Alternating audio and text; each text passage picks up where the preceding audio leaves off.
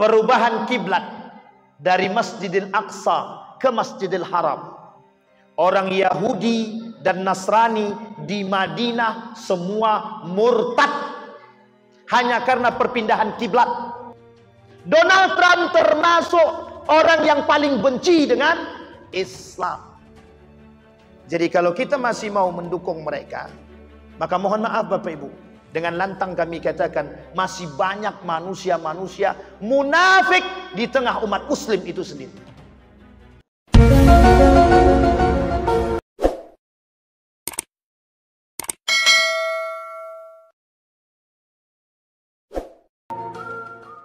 A'udzu billahi minasyaitonir rajim. Bismillahirrahmanirrahim. Assalamualaikum warahmatullahi wabarakatuh.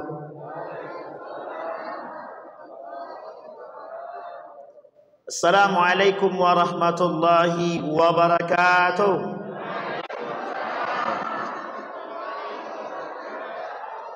Alhamdulillahi rabbil alamin.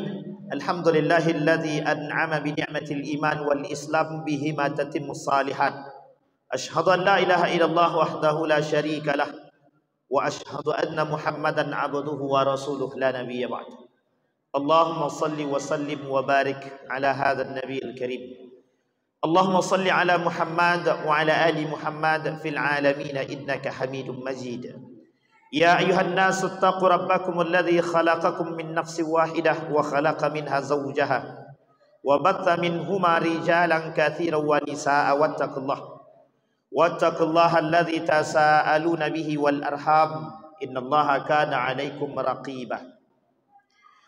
وقال الله تعالى فأوحى إلى عبده ما أوحى ما كذب الفؤاد ما رأى أفتمارونه على ما يرى ولقد رآه نزلة أخرى عند سدرة المنتهى عندها جنة المأوى إذ يغشى السدرة ما يغشى ما زاغ البصر وما طغى لقد رأى من آيات ربه الكبرى. صدق Allah. Puji syukur kehadiran Allah dengan mengucapkan Alhamdulillah Rabbil Alamin. Bersalawat kepada Nabi dengan mengucapkan Allahumma salli ala Muhammad wa ala ali Muhammad fil alamin innaka Hamidum Majid. Baik Bapak Ibu sekalian yang berbahagia, mudah-mudahan di maghrib ini Allah limpahkan rahmat dan karunia-Nya kepada kita semua. Allah berkahi, Allah jadikan rumah tangga yang sakinah, mawaddah warahmah, anak-anak yang saleh dan salihah, kita semua yang hadir istiqamah dalam kebaikan dan ketaatan, insyaallah husnul khatimah. Amin ya rabbal. Bagaimana kabarnya Bapak Ibu, sehat semua? Dingin apa sejuk? Oh sama aja ya. Minta maaf lah Pak Ketua, agak-agak menggigil sedikit. Memang dingin, entah karena cuaca atau karena memang AC-nya terlalu banyak, itu kita tahu. Tapi yang jelas kayaknya memang karena cuaca. Menurut saya, kalau menurut Bapak Ibu tak sejuk tak apa-apa. Anggap aja panas lah kalau begitu. Baik Bapak Ibu sekalian yang berbahagia, malam hari ini Isra wal Mi'raj. Ini sampai jam berapa Pak Ketua? Sampai jam 9. Tak sembahyang sawah. Sampai selesai kira-kira kita apa dulu waktunya dulu. Nanti saya ini kalau bicara kadang susah Pak. Pokoknya kalau lewat batas waktu bilang aja langsung. Saat selesai gitu, itu lebih aman lagi. Karena kalau tak disampaikan nanti bahaya. Jam berapa kita sepakat Pak Ketua? 1 jam. La ilaha illallah. Jam 8.30. Lumayan juga rupanya. Baik Bapak Ibu sekalian yang berbahagia, bismillahirrahmanirrahim. Kita mulai Bapak Ibu dari kalimat yang pertama yang dibaca oleh anak-anak kita, oleh adik kita tadi. Subhanalladzi asra bi 'abdihi lailan minal masjidil haram ilal masjidil aqsa alladzi barakna haulah linuriyahu min ayatina. Kalimat ini sangat sakral Bapak Ibu sekalian yang berbahagia. Oleh Imam, kita ambil ahli tafsirnya Syekh Mustafa Dibbugha, atau kita ambil Syekh Wahbah Zuhaili saja dalam kitabnya Tafsir Al-Munir. Begitu juga Imam An-Nawawi dalam tafsirnya Tafsir Al-Munir menjelaskan tentang kalimat subhana. Kenapa kalimat ini dalam ayat ini dimulai oleh Allah dengan kalimat subhanalladzi? Kok tidak seperti kalimat yang lain? Kok tidak seperti surat-surat yang lain? Tapi dimulai dengan kalimat subhanah, maha atau segala puji, atau maha suci Allah. Kalimat ini memuji, menyampaikan tasbih kepada Allah. Bukan tanpa alasan. Alasan yang pertama yang disampaikan oleh Allah adalah bahwa kata para ulama, kewajiban umat muslim mengagungkan Allah dan beriman dalam bentuk ketakwaan. Perlu dipahami, kenapa Allah mulai dengan kalimat subhanalladzi bukan tanpa sebab. Karena saking taunya Allah bahwa banyak yang akan menolak atau mengingkari keagungan Allah. Dari zaman dahulu sampai hari ini, sangat banyak yang mengingkari keagungan Allah, termasuk manusia hari ini. Sehingga ketika perjalanan Isra wal Mi'raj itu, karena Allah tahu perjalanan ini gaib, perjalanan ini oleh manusia ketika itu dianggap perjalanan yang tidak masuk akal. Maka Allah mulai dengan kalimatnya subhanalladzi. Hei orang beriman, kalau kalian beriman kepada Allah, puji aku, agung aku. Kalau kita sudah mengagungkan Allah, sudah beriman kepada Allah, apapun bentuk perbuatan, mau bisa diterima oleh akal atau tidak bisa diterima oleh akal, kita beriman. Betul apa salah? Sekarang saya tanya Bapak Ibu, yang hadir malam hari ini percaya tidak dengan Isra wal Mi'raj? Percaya. Nah, ini penting nih kalau begitu. Percaya atau iman? Jadi terhadap sesuatu yang tidak masuk akal, percaya apa tidak? Percaya apa tidak? Oh, tergantung Ustaz. Apalagi sekarang, sesuatu yang tidak masuk akal itu bisa saja terjadi. Bapak Ibu sekalian yang berbahagia, poin pertama yang ingin saya sampaikan. Hari ini, kalau kita tidak dasarkan pada keimanan kita, maka akan banyak manusia yang bermunculan meninggikan akal. Ini sejalan pada masa abad ke-17, abad ke-18, abad ke-19, dan pada akhir abad ke-20. Muncul tokoh-tokoh dari kalangan umat muslim yang mengangkat akal merendahkan iman. Jadi, apa maksudnya Ustaz? Maksudnya adalah kelak akal lebih tinggi daripada iman. Kelak akal lebih tinggi daripada wahyu. Kelak akal lebih baik daripada ayat-ayat Al-Quran. Kita ambil contoh. Bapak Ibu, orang tidak belajar kira-kira bodoh atau pintar? Orang tak belajar bodoh atau pintar? Bodoh, betul ya? Sepakat atau tak sepakat? Orang tidak minum obat, sehat apa sembuh? Sehat apa sembuh sama ya? Sehat atau sakit? Orang tidak minum obat, sakit dia, tak minum obat dia, makin sakit atau sembuh? Oh, serius? Kok ibu-ibu yang bilang? Jadi kira-kira yang menyembuhkannya obat atau semangat? Semangat. Kira-kira yang membodohkan belajar atau tidak belajar? Yang membodohkan dan memintarkan manusia belajar atau tidak belajar? Tapi katanya beriman sama Allah. Jadi kalau orang tak belajar, dia mesti bodoh. Betul apa salah? Salah. Orang tidak minum obat tidak akan sembuh-sembuh. Betul apa salah? Salah. Ini yang kaitannya dengan iman. Jadi terlalu banyak manusia hari ini yang tak percaya sama Tuhan. Aku ini hidup susah, sampai kiamat tidak akan pernah bisa sukses. Kalau begini-begini aja hidupku. Dia tak percaya sama Tuhan.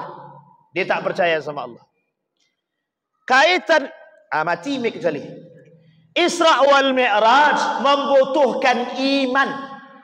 Untuk bisa percaya terhadap Isra wal Mi'raj ini butuh iman, bukan butuh yang lain. Kalau dinalar dengan logika, mungkin waktu itu tak masuk di akal. Buruk yang berjalan dengan cepat, berwarna putih, kalau dia naikkan mendaki gunung, kaki di belakang jadi panjang. Kalau dia turun dari gunung, kaki depan yang jadi panjang. Oleh sebagian ulama mengatakan, orang Yahudi, Nasrani, kafir Quraisy menolak mentah-mentah. Karena kata mereka, tidak masuk di akal. Sekarang, adakah ajaran agama Islam yang tidak bisa diterima oleh akal, kemudian ditolak mentah-mentah? Ada? Ada atau tidak ada? Ada, Pak. Bukan tidak ada. Sekarang saya tanya, kira-kira hari ini orang-orang yang menikah beda agama bisa diterima oleh akal atau tidak bisa diterima oleh akal? Islam kata menikah beda agama haram. Ada orang dengan akal yang tinggi, dia kata tidak ada haram. Kenapa tidak ada haram? Loh, yang menikah itu siapa? Ya haknya dia. Yang mau nikah kan bukan kita. Apa salah dia menikah? Mau dia menikah dengan agama yang terserah urusan dia. Yang penting cinta. Betul apa salah? Sehingga apa kata mereka? Nikah beda agama itu tidak ada masalah. Boleh saja. Al-Quran itu perlu menyesuaikan zaman. Perlu menyesuaikan akal.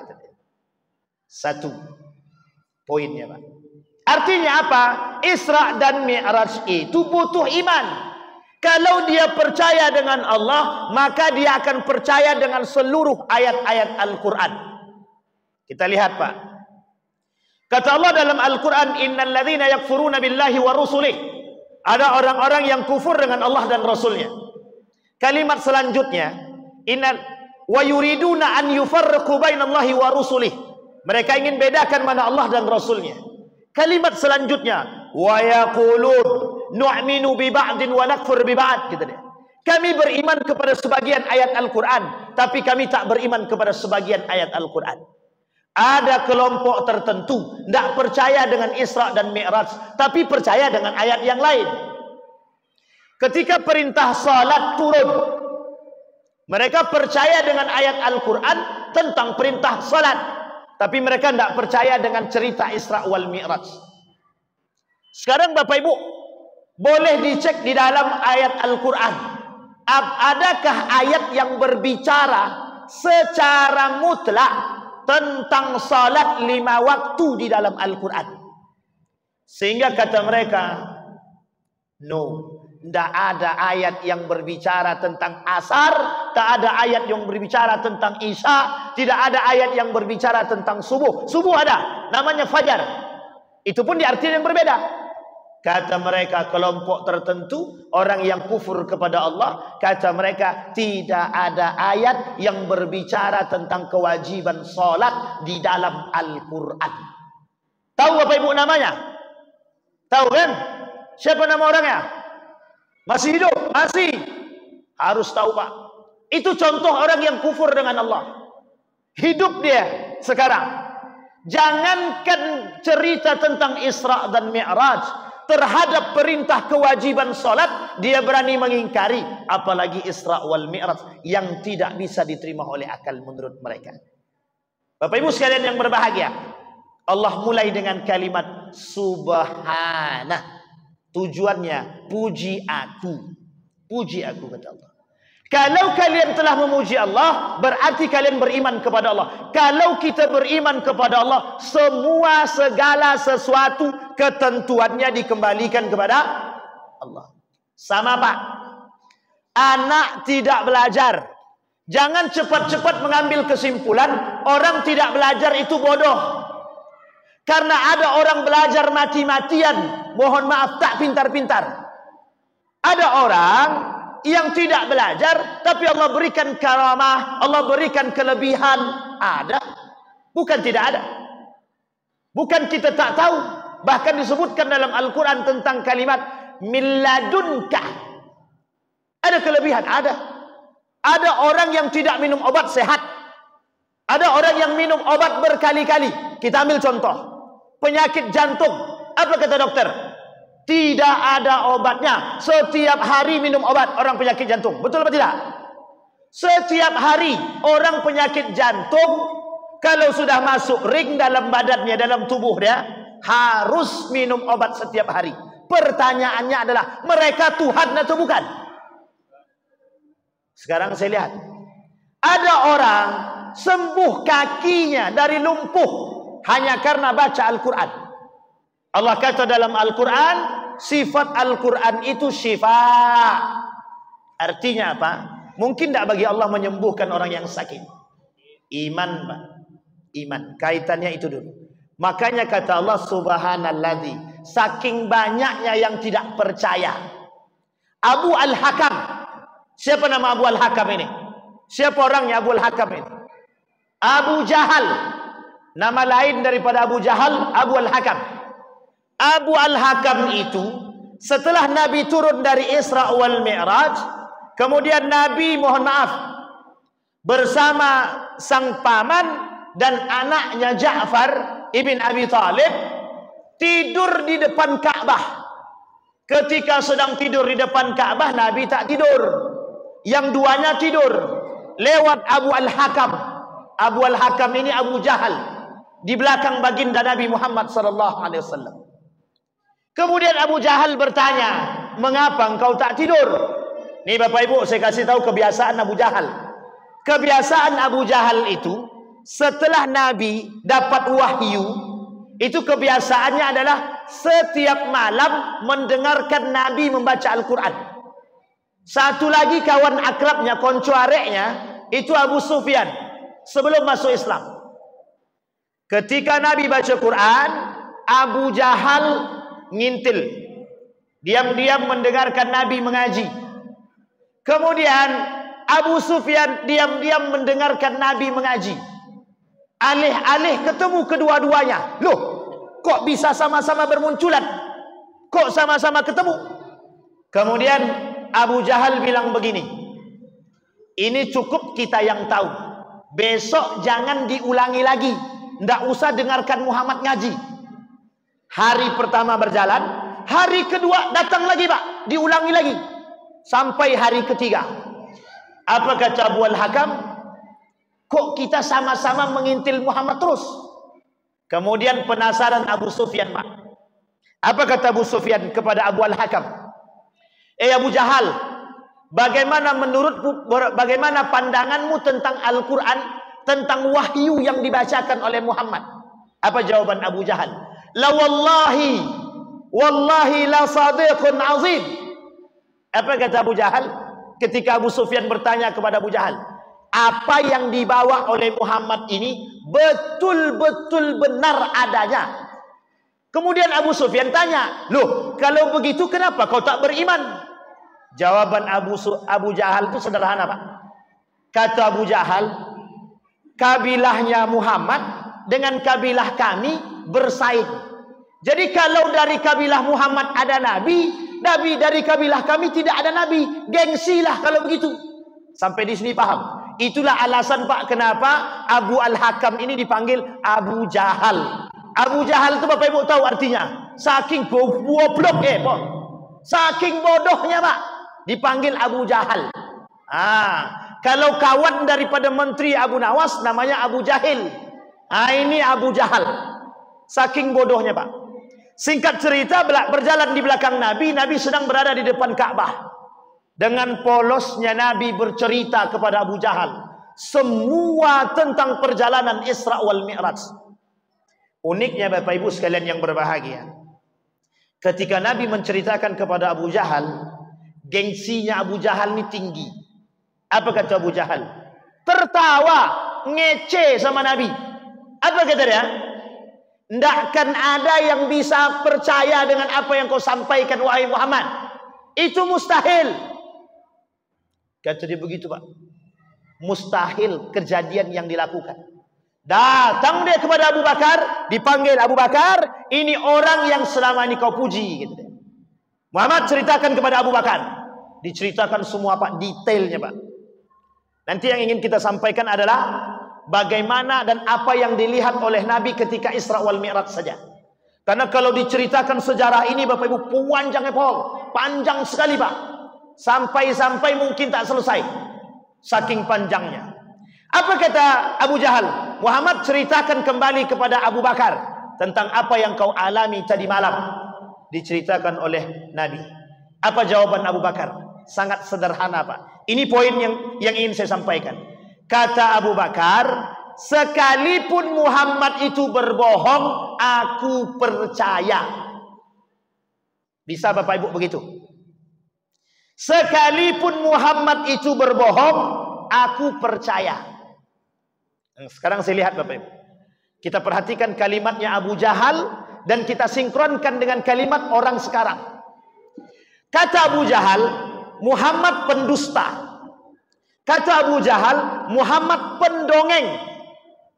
Allah abadikan dalam Al-Quran, tentang semua cerita dalam Al-Quran itu disebutkan bahwa sihrum mubin.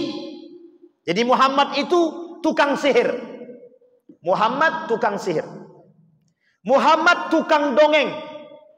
Allah abadikan dengan kalimat asatirul awwalin.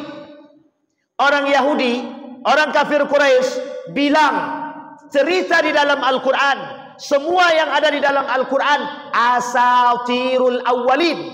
Kata mereka, dongeng orang terdahulu, dan itu buatan Muhammad, tipu daya Muhammad, produk Muhammad, dan Nabi Muhammad ini pendusta. Sekarang kita lihat, apakah orang zaman dahulu ada karakternya di zaman sekarang? Kita lihat. Akhir-akhir ini bermunculan orang-orang yang mengatakan sama dengan mereka. Apa kata mereka? Cerita di dalam Al-Quran dongeng belaka. Yang bercerita siapa? Kafir Quraisy kah atau Muslim kah? Umat Muslim. Bukan orang kafir, tapi umat Muslim. Apa kata mereka?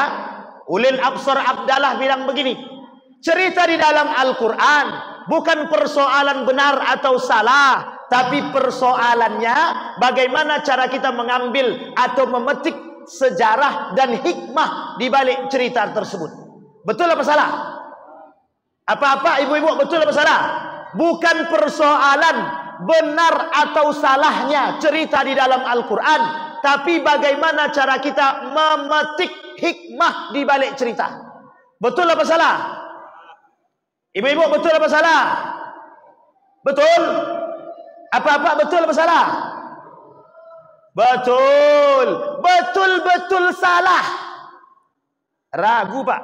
Kita saja yang dah hadir di sini betul semua kata-kata. Bapak Ibu, kalau percaya dengan Al-Quran 100% benar. Itu Pak, cerita dalam Al-Quran itu Pak. Jadi orang zaman sekarang ini karakternya lebih jahiliyah daripada jahiliyah dahulu. Jahiliyah dahulu Bapak Ibu, dia bilang begini, hari ini kami menyembah Tuhan kalian, besok kalian sembah Tuhan kami. Surat Al-Kafirun. Masih ingat ya? Surat Al-Kafirun. Orang jahiliyah sekarang semua agama benar. Coba bayangkan. Jadi tidak ada iman kepada Allah. Makanya kata Allah, kalimat pertama yang Allah munculkan, subhanallazi. Hanya orang beriman yang percaya kepada Allah. Hanya orang beriman yang yakin dengan Al-Quran. Hanya orang beriman yang percaya dengan cerita baginda Nabi Muhammad sallallahu alaihi wasallam.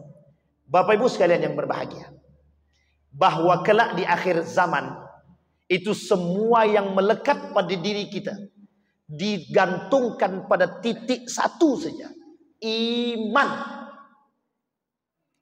Karena kelak kata Nabi, banyak orang-orang yang tidak beriman. Kelak di akhir zaman kata Nabi, nilai-nilai Islam itu hilang sedikit demi sedikit dari tubuh umat muslim itu sendiri. Tersisa orang Islam tapi bukan orang beriman. Tersisa manusia munafik, bukan orang-orang yang benar-benar beriman kepada Allah. Dan ini poin penting daripada sejarah Isra wal Mi'raj. Nabi kokohkan keimanannya Pak. Abu Bakar contohnya Pak, orang yang betul-betul kokoh dengan keimanan kepada Allah dan Rasulnya. Bahkan mohon maaf dalam ayat yang tadi kita bacakan, apa kata Allah? Wa yuriduna an yufarriqu bainallahi wa rusuli. Mereka pengen bedakan, kami cuma beriman kepada Allah, tapi kami tak beriman kepada Muhammad. Atau sebaliknya, Kami beriman kepada Muhammad, tapi kami tak beriman kepada Allah. Bayangkan Bapak Ibu, hari ini bermunculan di tengah umat muslim hari ini manusia yang sama dengan apa yang terjadi pada masa dahulu. Kurang jahiliyah apa sekarang? Sangat-sangat jahiliyah sekarang itu.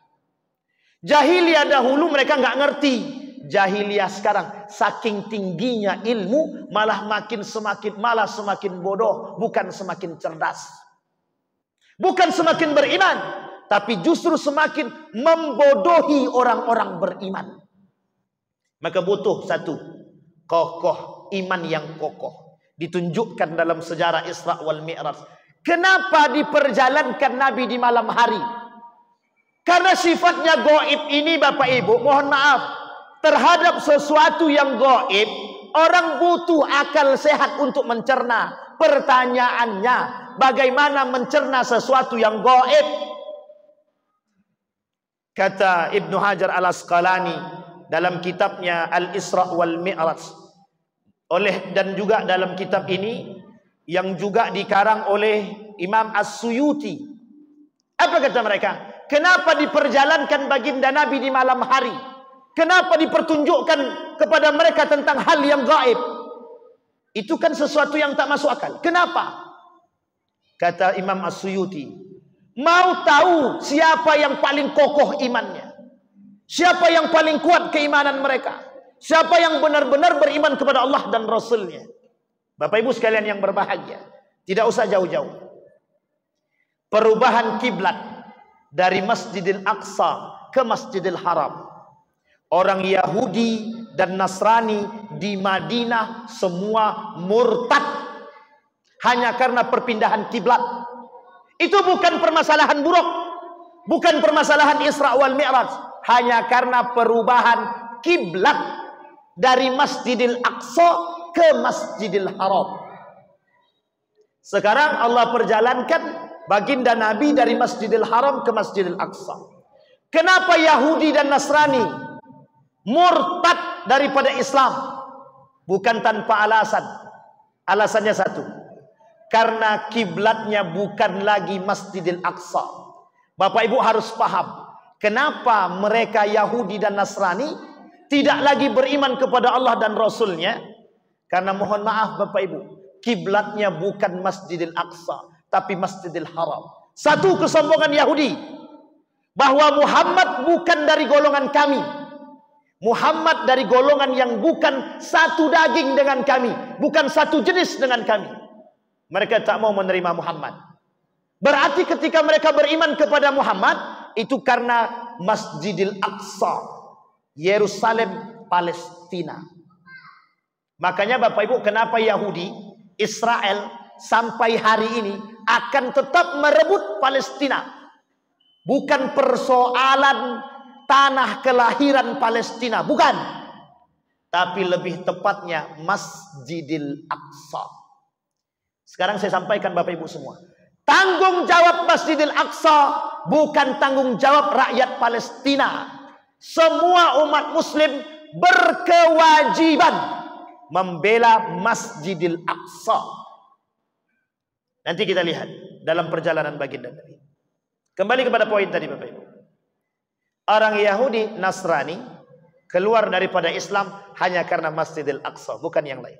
Sekarang Bapak Ibu, itu saja mereka sudah membangkang kepada Nabi. Apa tak lagi persoalan Al-Isra wal Mi'raj. Persoalan Isra wal Mi'raj tidak masuk di akal. Maka kata mereka, yang dibutuhkan adalah iman, ketetapan iman. Kata Imam As-Suyuti, kenapa kok malam hari? Kenapa kok istilahnya gaib? Kenapa kok pakai buruk? Kenapa kok harus sesuatu yang tidak bisa diterima oleh akal? Hanya untuk menguatkan imannya orang-orang yang betul-betul beriman kepada Allah dan Rasulnya. Lihat Bapak Ibu, dalam perjalanannya, kita lihatkan. Ketika Nabi diperjalankan oleh Allah, asra bi'abdihi laylan minal masjidil haram ilal masjidil aqsa. Dalam perjalanan itu Bapak Ibu sekalian yang berbahagia, Nabi diperlihatkan oleh Allah yang kelak menjadi bukti kalau ini jadi nyata bahwa ini akan menjadi bukti terhadap apa yang disampaikan oleh Nabi kepada Abu Jahal dan orang-orang Quraisy yang tidak percaya. Baik Bapak Ibu, perhatikan baik-baik. Dalam perjalanan Isra tadi, orang kafir Quraisy termasuk Abu Jahal tidak percaya. Bukti dari kepercayaan atau bukti yang kelak menjadi nyata dari apa yang disampaikan oleh Nabi. Nabi diperlihatkan oleh Allah dalam perjalanan Isra tersebut beberapa poin tertentu. Kita sampaikan. Yang pertama, wa yamurru rukab al-Muhammadin al-Maimud bi musyahadin mutanawwi'atin. Fa bainama huwa yasiru 'ala al-buraq idh ra'a ifrit min al-jin. Satu yang lihat oleh Nabi. Ketika Nabi naik buraq, Nabi diikuti, diintil sama jin ifrit. Jin ifrit. Kata malaikat Jibril, Muhammad, ya Rasulullah, maukah engkau aku ajarkan kalimat doa yang bisa mengusir jin ifrit? Dengar baik-baik Bapak Ibu.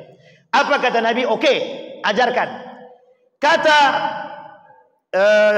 kata malaikat Jibril, ala uallimuka kalimat taqulunna idza qulta hudna ta'ifat syu'latunna wa kharra la fihi fa qala Rasulullah sallallahu alaihi wasallam bala fa qala Jibril qul a'udzu biwajhillah. Kalimatnya dimulai dengan a'udzu biwajhillahil karim wa bi kalimatillahit tammat allati la yujawizuhunna barrun wala fajir, yang diajarkan oleh malaikat Jibril kepada Nabi tentang jin ifrit.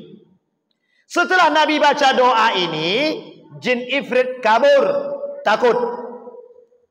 Sekarang yang kedua, apa yang kedua yang diperlihatkan oleh Allah kepada Nabi? Fasaru hatta atau ala qaumin yazra'una fi yaumin wa yahsuduna fi yaumin kullama hasadu ada kama kana faqala ya Jibril ma hadha faqala haula'il mujahidun fi sabilillahi ta'ala tudha'afu lahumul hasanah bi 700 da'fin. Apa kata Nabi bersama Jibril? Ketika Nabi bersama Jibril jalan, Nabi diperlihatkan ada satu kaum yang sedang menanam tanaman. Setelah tanaman ditanam, mereka kemudian memetik hasil tanaman tersebut. Kemudian Nabi bertanya kepada Jibril, ya Jibril, ma hadza? Apa kata Jibril? Kata Nabi kepada Jibril, apa itu? Jawab oleh Jibril, humul ladzina al-mujahidun fi sabilillah. Itulah orang yang berjihad di jalan Allah. Sekarang kita lihat Bapak Ibu. Kita perhatikan kalimat ini baik-baik. Syekh Ali Ma'sum dalam kitabnya Nasihatul Mu'minin, apa kata beliau? Fadailul jihad 'alal muslimin. Keutamaan berjihad bagi orang-orang yang beriman. Kata beliau adalah mereka bahagia di akhirat. Mereka mendapatkan haknya terbaik di akhirat. Mereka masuk surga tanpa hisab. Sekarang saya katakan Bapak Ibu, Nabi bilang dalam hadisnya begini, kelak di akhir zaman kata Nabi akan hilang dari tubuh umat muslim orang-orang yang memiliki semangat jihad dalam diri mereka. Sekarang kita lihat berapa banyak kemungkaran hari ini yang terjadi di tengah umat muslim. Berapa banyak? Sedikit atau banyak? Kata Nabi kelak di akhir zaman perzinahan merajalela. Kata Nabi kelak di akhir zaman riba merajalela. Kata Nabi kelak di akhir zaman kecurangan, penipuan, semua merajalela. Peminum khamar, pezina merajalela. Kita lihat satu-satu Bapak Ibu. Zina merajalela. Betulkah sekarang zina merajalela? Yang dulunya tertutup sekarang terbuka. Yang dulunya offline sekarang online. Prostitusi online. Siapapun bisa pesan hari ini. Satu. Yang kedua, buka Facebook, buka TikTok, buka Instagram. Apa yang kita lihat? Perempuan tanpa busana. Perempuan menampakkan aurat. Yang mohon maaf, oleh laki-laki itulah yang paling enak untuk dinikmati. Cuci mata dengan api neraka. Disampaikan oleh Nabi. Kita lihat nanti Bapak Ibu. Ada enggak kalimat itu disampaikan, diperlihatkan kepada Nabi? Satu. Yang ketiga, bukan satu lagi, yang ketiga. Kata Nabi, riba merajalela. Di tengah umat muslim riba merajalela. Sekarang kita lihat. Riba mana yang tidak ada hari ini? Semua transaksi muamalah harus diiringi dengan riba. Beli mobil pakai riba, beli motor pakai riba, leasing. Leasing itu, mohon maaf, jangan ada yang tersinggung, jangan ada tersinggung. Leasing yang pakai bunga bank atau yang pakai bunga itu salah satu jalan menuju neraka. Kenapa begitu? Riba. Orang yang masih main begini akan Allah perangi. Akan Allah perangi.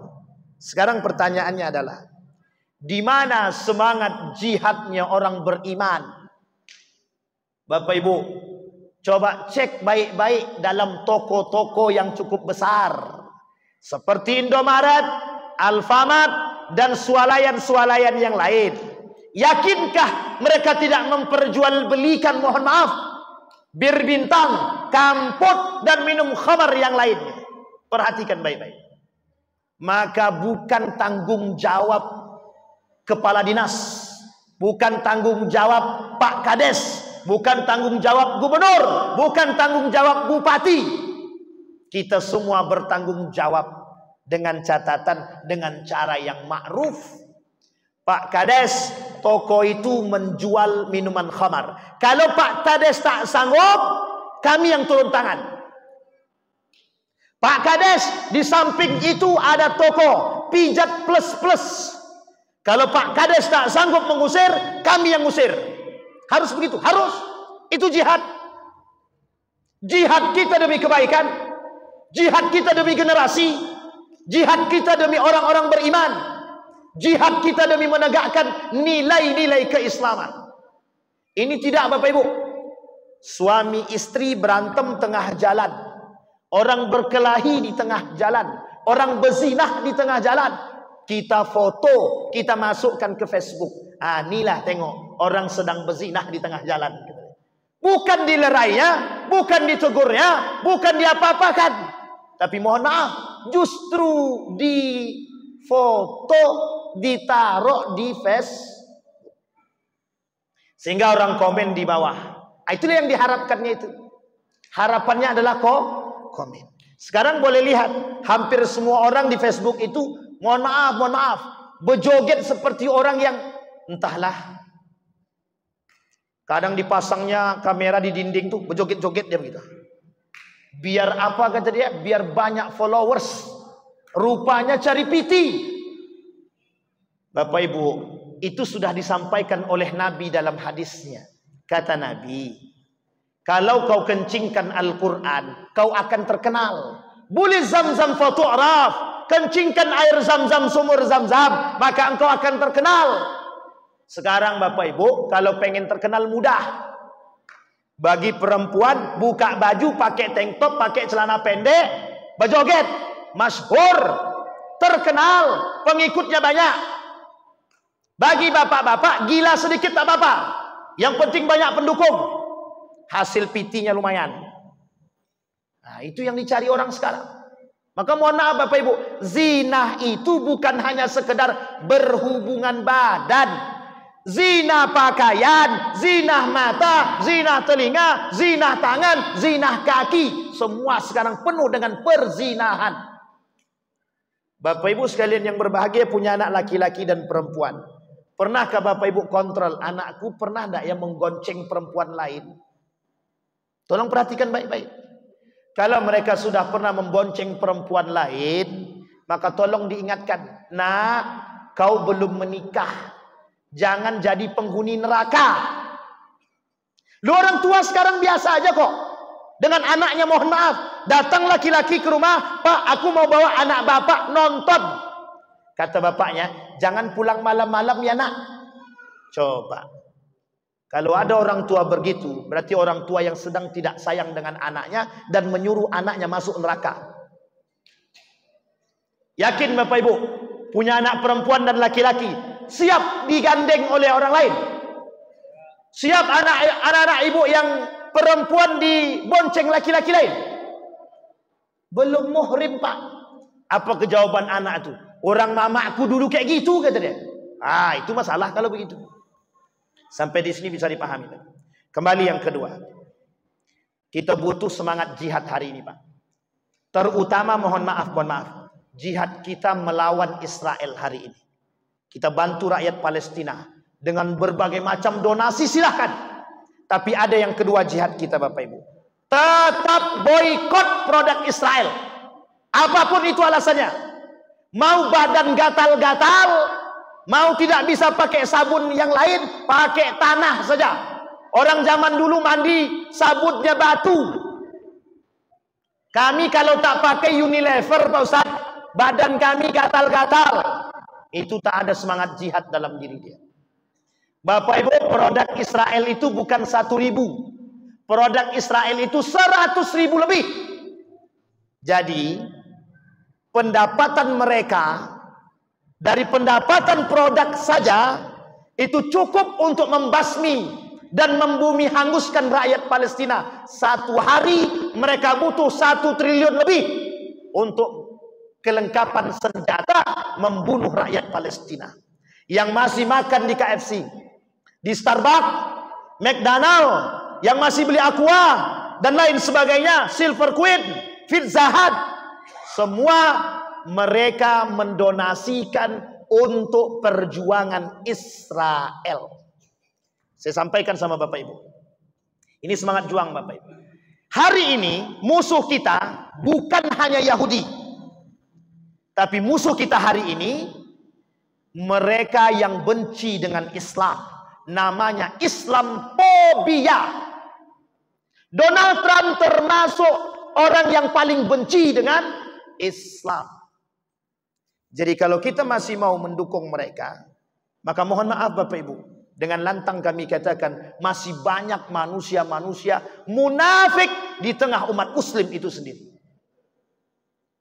Kalau kita percaya kepada Allah dan kita yakin dengan semangat jihad yang dikatakan oleh baginda Nabi, yang diperlihatkan oleh Nabi, kelak kata Nabi di akhir zaman sangat sedikit orang-orang yang berjihad. Mohon maaf Bapak Ibu. Bapak Ibu jalan, ketika jalan nampak saudara kita, azan berkumandang, saudara kita masih di warung kopi. Saya tanya Bapak Ibu ajak enggak mereka sholat? Yang Bapak Ibu jalan lewat depan warung kopi, kenal Bapak Ibu dengan mereka, pertanyaan saya adalah, Bapak Ibu ajak enggak mereka ke masjid? Jadi jangan bermimpi kalau masjid kita penuh. Perhatian umat muslim dengan muslim yang lain, termasuk dalam masalah ibadah, sangat minim. Betul apa salah? Jangankan tetangga di warung kopi pusat, anak kami saja tak kami ajak. Bapak Ibu sekalian yang berbahagia, kata Nabi, kelak di akhir zaman perhatian umat muslim terhadap agama berkurang sedikit demi sedikit. Maka yang tersisa kata Nabi, wa yabqal huthalah, kata Nabi. Maka yang tersisa dari umat muslim itu adalah keburukan.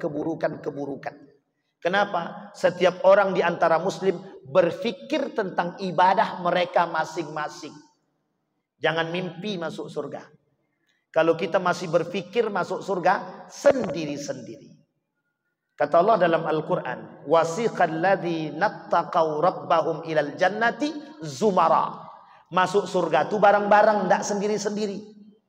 Jadi kalau yang mau masuk surga sendiri-sendiri, entar dulu. Sampai di sini paham Bapak Ibu? Ini yang penting untuk kita sampaikan. Yang ketiga Bapak Ibu, itu sudah yang diperlihatkan oleh Allah dalam perjalanan Isra. Itu yang kedua. Sekarang yang ketiga, Nabi dalam perjalanan mencium bau yang sangat-sangat bau, harum, ar-raihah. Ya Jibril, ma hadhihi ar-raihah. Kata Nabi, Jibril, bau harum apa ini? Kemudian Jibril sampaikan, ini adalah Masyitoh. Masyitoh anaknya Fir'aun yang dibakar hidup-hidup oleh bapak kandungnya.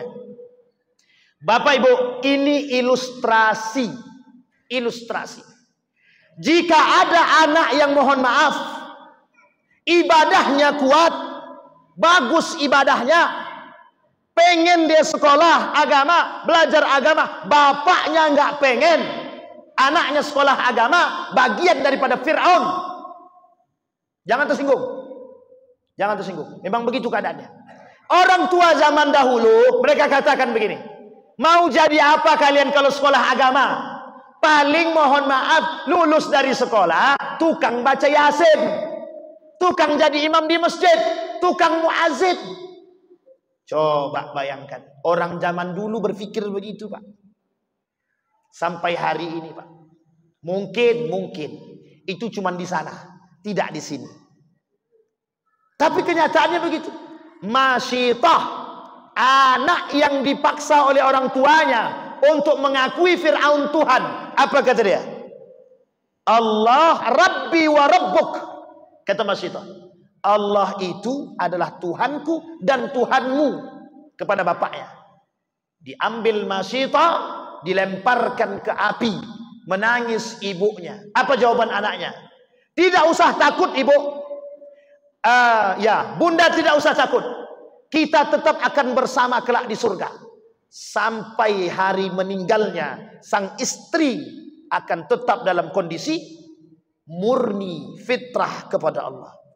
Sehingga mohon maaf Pak, ketika diajak berhubungan badan oleh Fir'aun, ditolak oleh istrinya. Kenapa? Beda akidah. Maksudnya apa?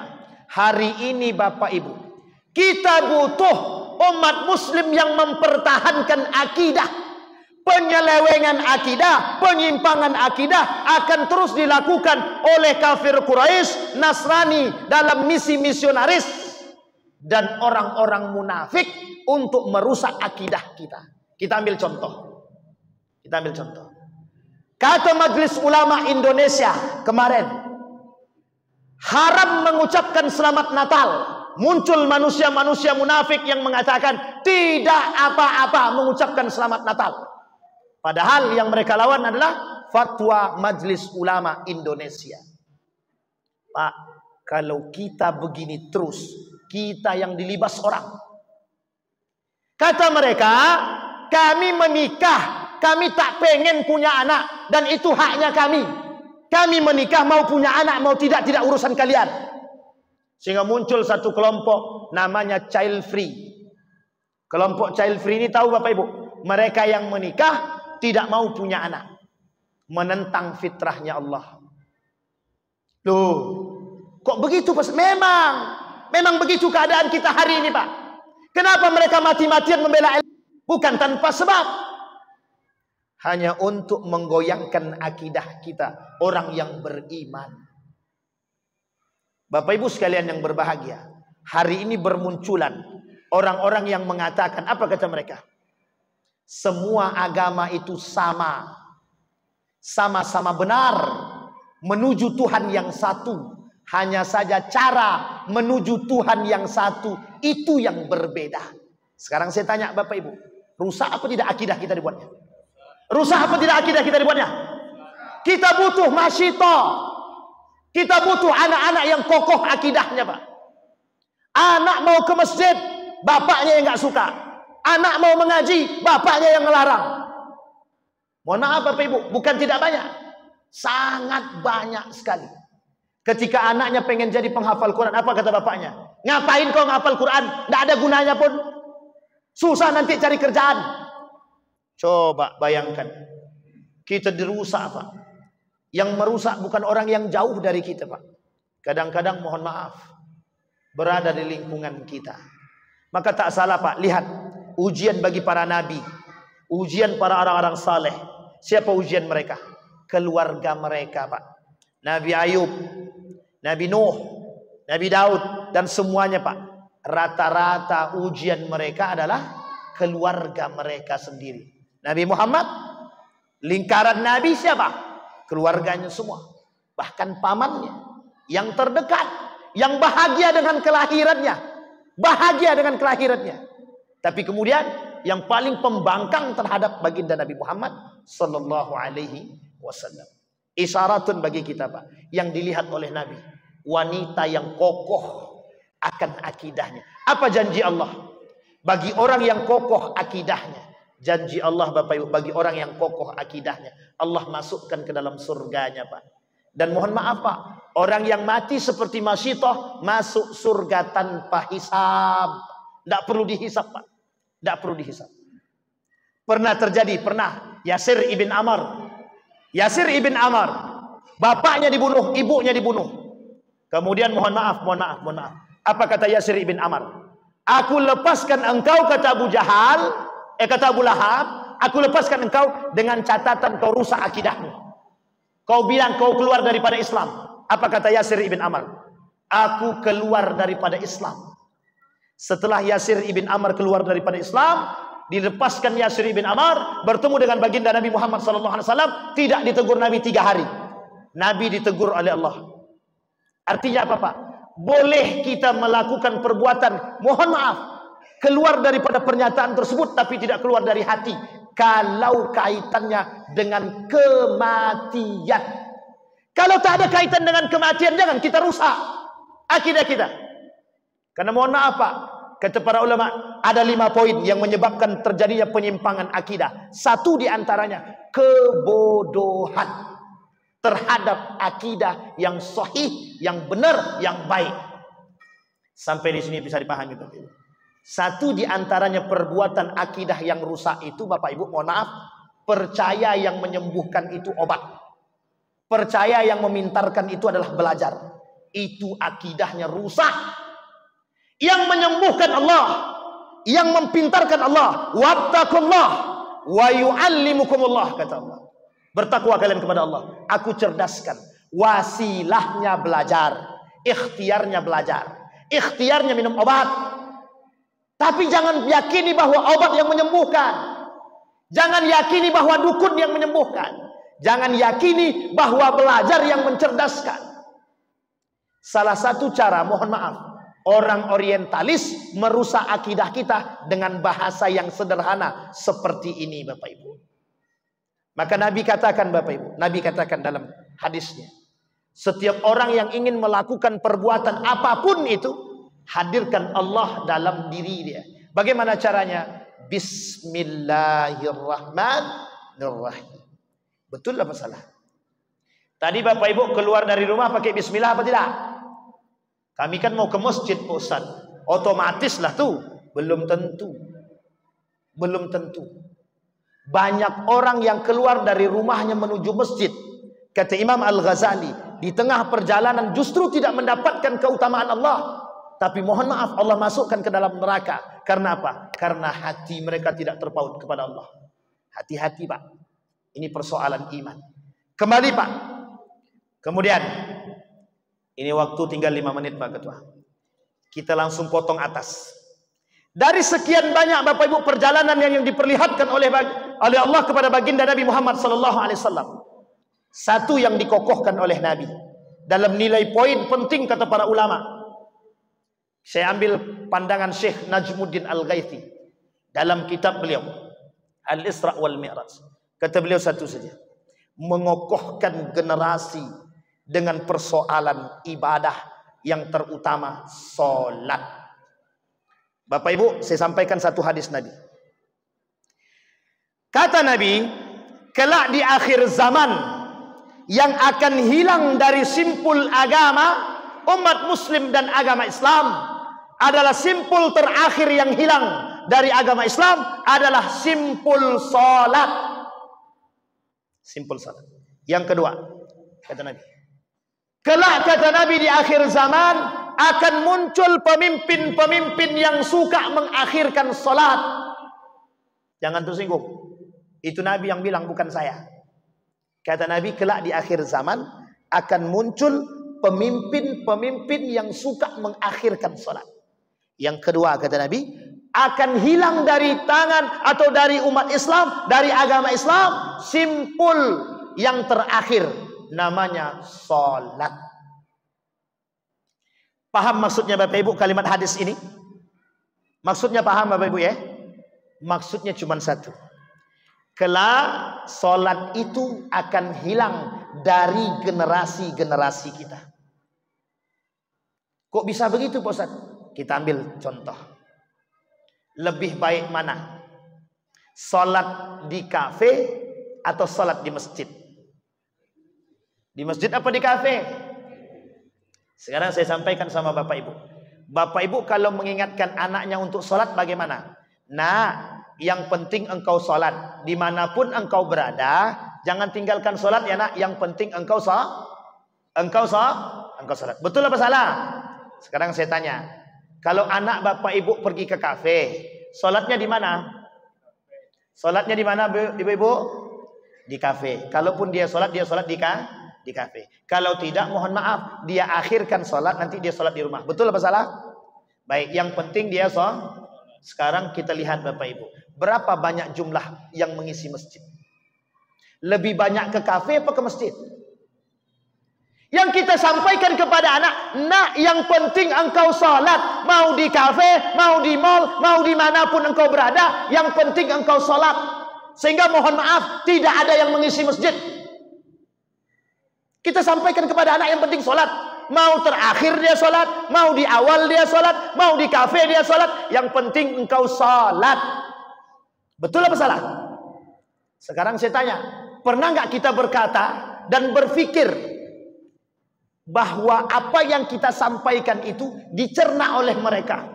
Ketika maknya suruh salat, nak sudah salat, nak sudah mak, yang penting kan aku sudah salat. Mau aku salat di masjid, mau aku salat di rumah, atau mau aku salat di kafe, di mall dan lain sebagainya, yang penting aku salat. Pertanyaannya, siapa yang ngisi masjid? Yang ngisi masjid siapa?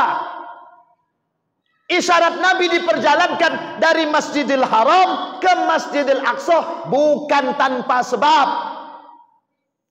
Masjid di akhir zaman lambang keselamatan umat mukmin. Kalau mereka tidak kembali kepada masjid, mereka akan hancur. Sekarang saya lihat Bapak Ibu, sebaik-baiknya masjid, sebaik-baik tempat kata Nabi masjid, seburuk-buruk tempat adalah pasar. Sekarang berapa banyak orang yang datang ke masjid ketimbang orang yang datang ke mall? Ukur sendiri Bapak Ibu. Lebih banyak mana? Ke mall apa ke masjid? Ketika mall dapat diskon 50%, plus 20%, plus 30%, kira-kira pilih masjid apa mall? Jangankan masjid Pak, di rumah sedang buka Shopee. Kata Shopee, jam 7.30 terakhir diskonnya. Berlomba-lomba di depan itu Pak. Azan kumandang, terserahlah engkau. Mau azan-azanlah, yang penting aku tidak terlambat beli Shopee. Coba bayangkan. Sekarang ini Tuhannya sudah banyak, bukan satu lagi. Zaman dulu Tuhannya patung, matahari, binatang, dan lain yang disembah. Sekarang tidak. Manusia, Shopee, apalagi HP, duit, perempuan, jabatan, kekuasaan. Tuhan baru, lebih jahiliyah daripada dahulu. Coba Bapak Ibu bayangkan. Kembali kepada poin kita Bapak Ibu. Salat akan menjadi simpul terakhir yang hilang. Bapak Ibu, sampai Nabi bilang begini Bapak Ibu, di dalam hadisnya, man tarakas salah fahuwal kafir. Yang meninggalkan salat kafir. Sampai Allah bilang dalam Al-Quran, ma salakakum fi saqar. Kenapa kalian masuk dalam neraka saqar? Lam nakum minal musallin. Kami tidak solat. Walam nakum nut'imul miskin. Kami tak memberi makan orang miskin. Itu Allah yang bilang. Sekarang saya lihat tafsirnya Bapak Ibu. Ibnu Katsir bilang, itu yang masuk neraka sakar itu bukan orang yang meninggalkan sholat, tapi orang yang melalaikan sholat. Kalau dia meninggalkan sholat dan tidak sholat sama sekali, kafir. Maksudnya apa? Kufur. Nerakanya jahannam. Innallaha jami'al munafiqina wal kafirina fi jahannama jami'a. Bapak Ibu sekalian yang berbahagia, begitulah pentingnya sholat menjadi satu-satunya yang pertama yang akan dihisap di hari kiamat. Sekarang tergantung kepada Bapak Ibu semua, tergantung kepada kita. Pengen atau tidak pengen anak-anak kita, mohon maaf, untuk sholat itu tergantung pada kita. Kenapa Nabi syaratkan? Boleh. Asam urat. Itu. Lah tuh. Banyak orang tak ke masjid gara-gara asam urat. Kalau dia sakit, tak perlu kita mengkhawatirkan.